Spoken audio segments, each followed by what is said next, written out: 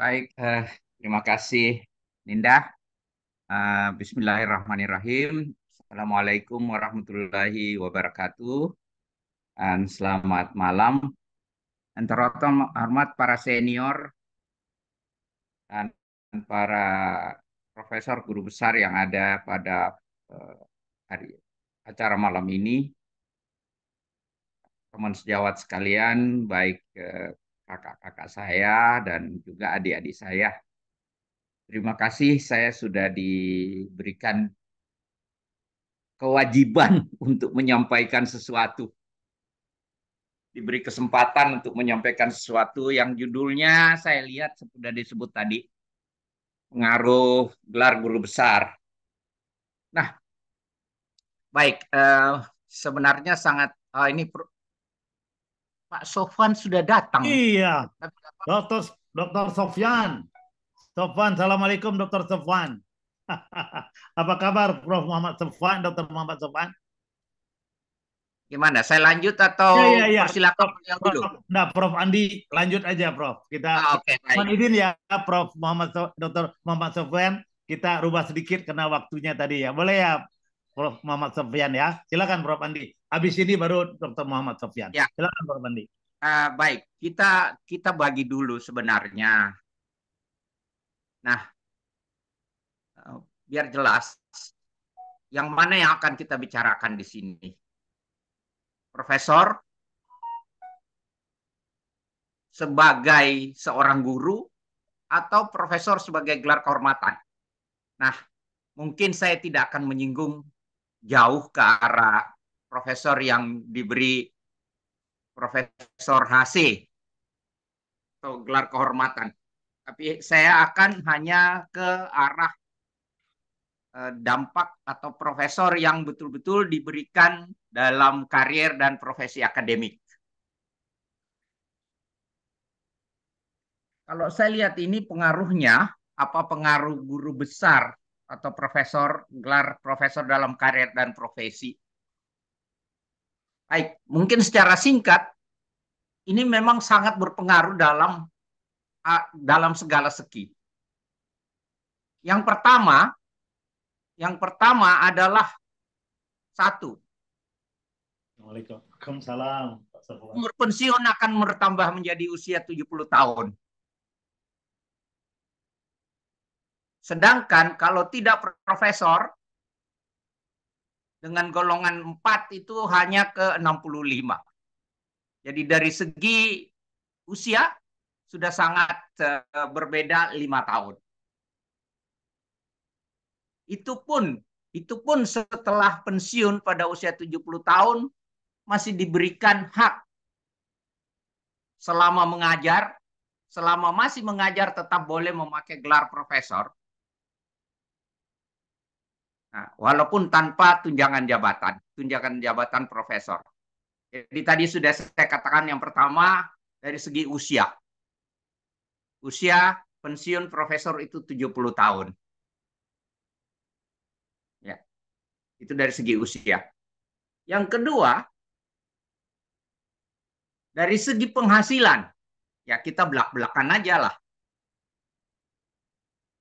Dari segi penghasilan, beda antara tunjangan jabatan seorang profesor dan non-profesor itu cukup jauh. Let's say, seorang profesor itu mendapatkan tunjangan jabatan dalam sebulan 10 juta rupiah. Dibanding, ini maaf Mbak Nenda, ini dapur kami sebenarnya, tapi nggak apa-apa ya. Iya, Prof. Jadi wawasan dan pengetahuan nih untuk kita, Prof. Ya, jadi ada tunjangan jabatan profesor. Itu jumlahnya 10 juta sekian. Sangat berbeda dengan yang tidak profesor. Nah, yang ketiga, selain itu, pada umumnya profesor itu berhak menjadi seorang promotor atau kopromotor. Saya tidak katakan yang tidak profesor tidak, tetapi sangat mudah untuk seorang profesor dengan keilmuan yang sama menjadi seorang promotor dan kopromotor S3. Dan itu tentu berdampak terhadap penghasilan. Keempat, gelar profesor itu, let's say apapun, tetap menjadi daya tarik. Daya tarik, mohon maaf, karena kami bekerja di bidang kedokteran, daya tarik pasien. Dan itu membuat tetap menjadi suatu keuntungan profesional. Ya. Itu adalah hak yang masih ada banyak ya, masih banyak hak-hak yang bisa didapatkan oleh orang. Tetapi kewajibannya juga besar. Kewajiban seorang profesor juga besar. Salah satunya adalah dalam 3 tahun harus menerbitkan 1 buku. Dan juga harus menjaga penulisan jurnal. Tidak ada batas jurnal yang harus dibuat, tetapi setiap semester atau setiap tahun harus ada jurnal internasional yang dihasilkan oleh seorang profesor. Apakah sebagai penulis pertama atau penulis kedua dan seterusnya, tapi tetap harus menghasilkan jurnal. Dan itu adalah kewajiban. Kewajiban mengajar Tridharma perguruan tinggi tetap harus dilaksanakan. Jadi tidak hanya hak, tetapi kewajiban juga. Nah, saya diminta tadi mengatakan, kalau saya baca judulnya, maaf, pengaruh gelar. Nah, seorang profesor juga untuk menjadi seorang ketua departemen atau ketua program studi mendapat privilege yang lebih besar dibanding yang lain. Ya, itu apapun itu kenyataan. Dan itu juga akan berdampak terhadap, sekali lagi, terhadap karir dan juga ya karir ya sekaligus penghasilan. Jadi memang seorang profesor itu punya banyak kelebihan. Nah, tadi ada pertanyaan, saya kira penyalahgunaannya di mana? Saya singgung sedikit di sini, walaupun nanti mungkin dari Dr. Muhammad Sofwan lebih banyak akan memberikan pencerahan. Nah, karena kami dokter, saya dokter, maka seharusnya saya pernah menjadi ketua ID cabang dan saya tahu aturan-aturan yang berlaku pada ID. Saya profesor, doktor, dan seterusnya. Tetapi di STR, nah kita menyinggung langsung ke arah teknis. Pada STR itu hanya Andi Asadul Islam, SPS dokter.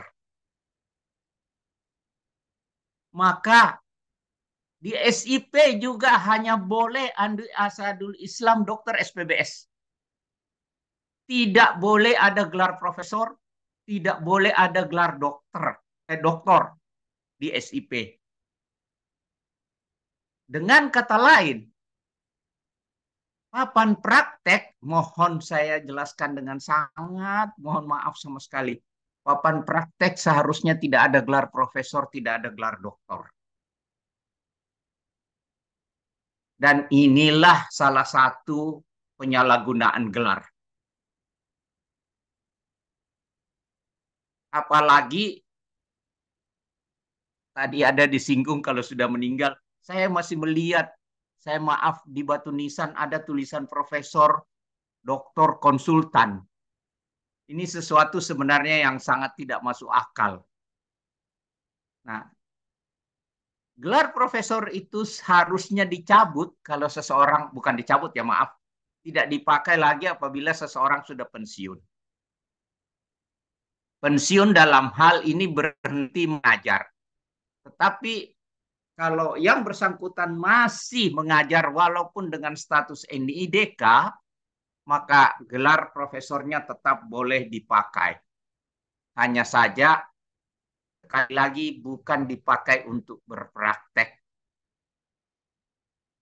Namun, alhamdulillah saya tidak punya papan nama, tapi tetap aja di pintu papan praktek saya oleh rumah sakit tetap aja ditulis nama saya profesor, walaupun saya sudah katakan itu bukan SIP saya. Mungkin karena apa? Karena tidak banyak orang mengerti bahwa gelar itu tidak boleh ditulis di papan praktek. Jadi otokritik ke saya sendiri. Ya. Nah, ini hal-hal. Nah, sekarang mungkin saya ingin masuk ke inti permasalahan sebenarnya yang kita dapatkan di sini. Kenapa sampai Forkom ini ada untuk malam ini di permasalahan. Kalau boleh, Dr. Sul atau Om Bahar, tadi ada slide pertama saya, boleh dicantum di ini. Anggi, tolong Anggi. Baik, Bro. Yang jika memilih kenaikan pangkat itu ada slide. Ini, Bro. Oke. That's all. Ini supaya kita jelas sekaligus menjawab penyalahgunaan. Kenapa kita harus punya jenjang? Kalau kita lihat, untuk menjadi seorang profesor kita butuh 5 poin. Pendidikan, pengajaran, penelitian, pengabdian, dan penunjang.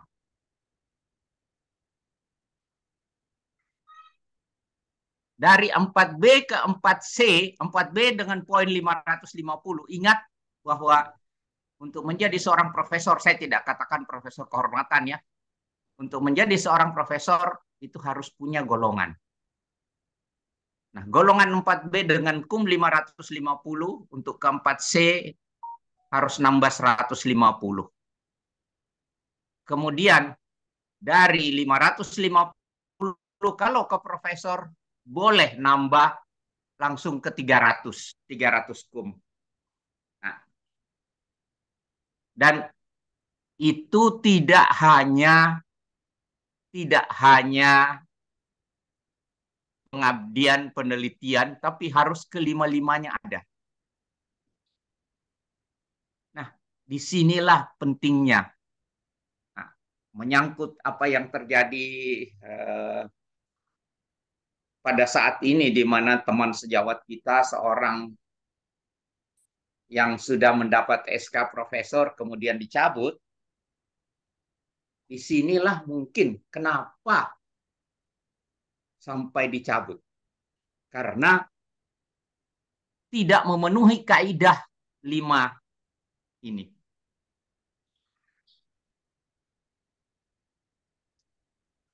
Silahkan, mungkin nanti akan ada yang komen atau apa, tapi inilah yang harus kita lakukan kalau ingin menjadi profesor. Jadi pegawai negeri dengan golongan dokter biasanya langsung 3B, ya, harus naik dan seterusnya menjadi lektor kepala. Kemudian masih dibutuhkan lektor kepala, menjadi profesor masih dibutuhkan 300 poin.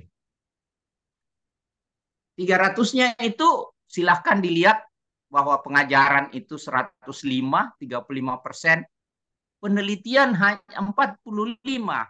Jadi penelitian ini jurnal itu hanya 45%. Yang lain ada pengabdian dan penunjang.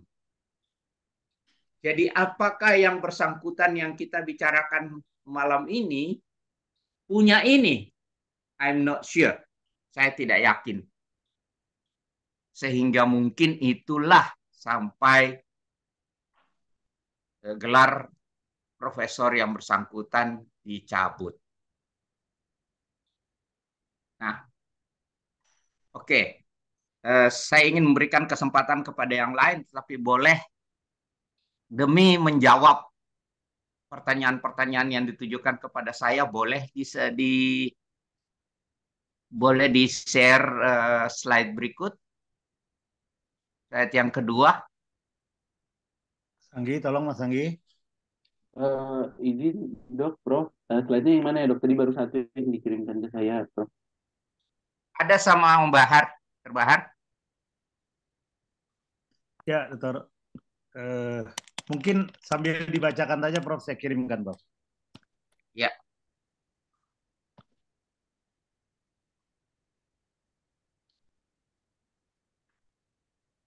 Saya kirim ya, Yogi, sambil mungkin Prof bisa bacakan, Prof, sambil. Baik. Nah,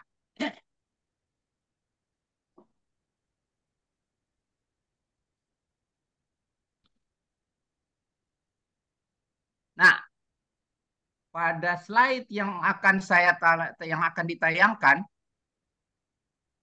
ada dua. Saya tidak bisa membacakan kalau tidak. Silakan. Ada Prof. Jadi yang Prof kirim itu adalah dari penjelasan Taruna maupun dari Tempo. Ini sudah saya kirimkan ke Yogi. Yang Tempo.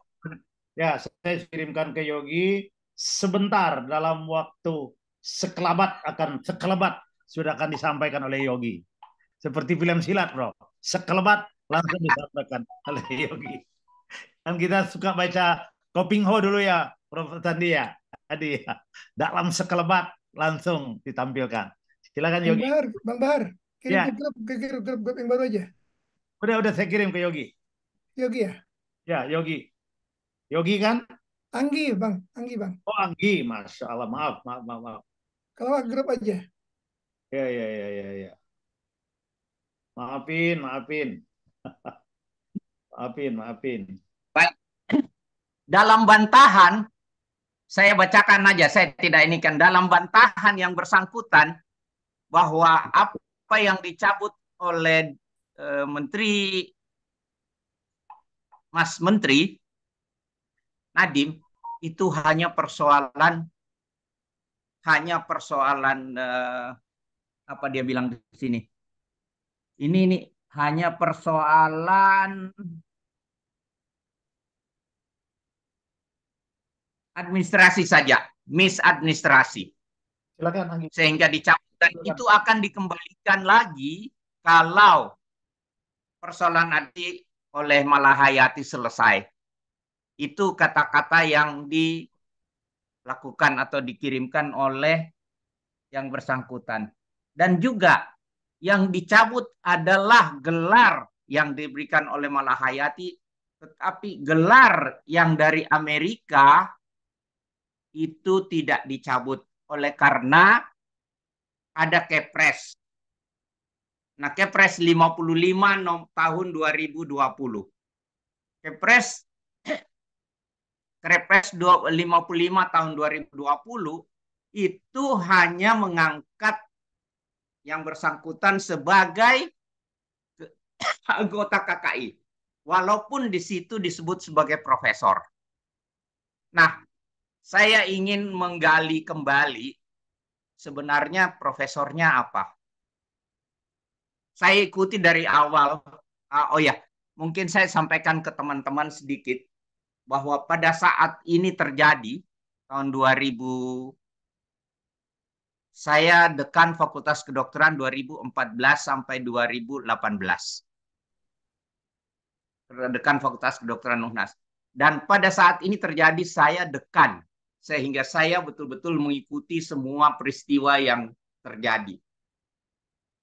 Nah, pada surat pertama ini, tanggal 10 Januari 2017, Dear Dr. Taruna Ikrar, I am very pleased to inform you that our university academic hiring and ranking committee, whatever, so on, so on.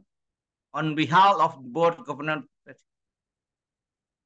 congratulate you achieving such formal affirmation of high regards. Apa ini? Tunggu. Nah, ini ada yang di atas. Through their rigorous peer review process, they have determined that you have fully met and exceeded criteria set forth by our international laws for the academic rank and of full professor. Jadi dia diangkat pada tanggal bulan Januari 10 2017 sebagai profesor oleh Rektor Pacific Health Science University atas nama Masud John Asisi PhD. Mohon perhatikan baik-baik tanda tangannya. Memorize tanda tangannya. Oke? Sudah? Baik. Kita lihat surat kedua. Sudah, Bro. Izin interupsi, Prof. Mohon maaf karena keterbatasan waktu. Waktunya tinggal 3 menit lagi, Prof. Ya, oke. Kita lihat surat kedua. Sudah. Januari sama. Januari 2017. Dia di surat ini yang bersangkutan diangkat sebagai dekan Fakultas Sains oleh orang yang sama. Baik, silakan ke bawah ke tanda tangan. Let's see. Tanda tangan sangat berbeda. Beda. Jadi ya? Beda, Bro. Beda kelihatan. Beda sangat ya.